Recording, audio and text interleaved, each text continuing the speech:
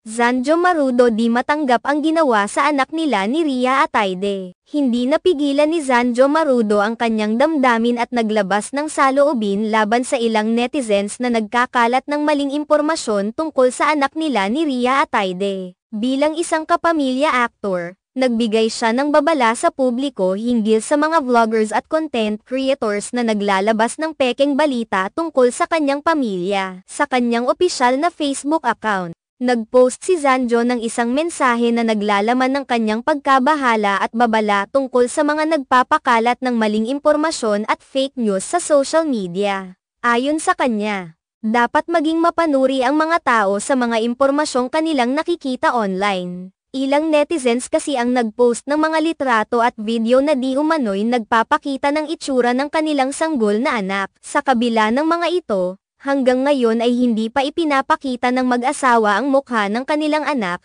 maging sa mga larawan o video. Sa kabila ng kanilang desisyon na panatilihing pribado ang kanilang pamilya, may mga vloggers na nag-upload ng mga larawan at nagsasabing iyon ang kanilang anak, na nagdulot ng pagkalito at pagkabahala. Malinaw na ninais ni Zanjo na iparating na ang kanyang pamilya ay dapat igalang, at ang kanilang desisyon na huwag ipakita ang mukha ng kanilang anak ay dapat igalang din.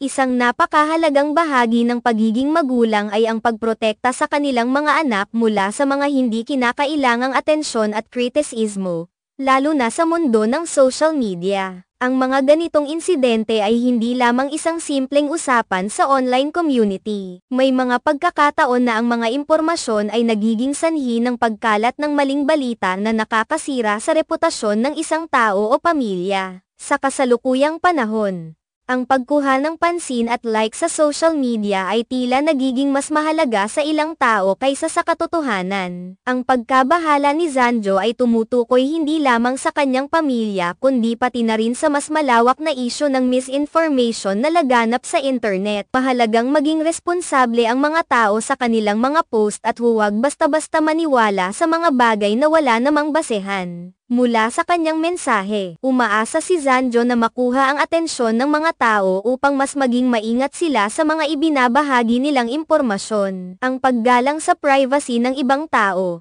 lalo na ang mga bata, ay dapat maging pangunahing prinsipyo ng bawat isa. Kasama ni Rhea Atayde, si Zanjo ay nagdesisyon na iwasan ang pagbibigay ng labis na atensyon sa kanilang anak sa publiko. Ito ay bahagi ng kanilang pangako na protektahan ang kanilang pamilya mula sa mga posibleng banta at negatibong impluwensya. Sa huli, ang kanyang mensahe ay isang paalala na ang bawat tao ay may karapatang magdesisyon kung paano nila gustong ipakita ang kanilang pamilya.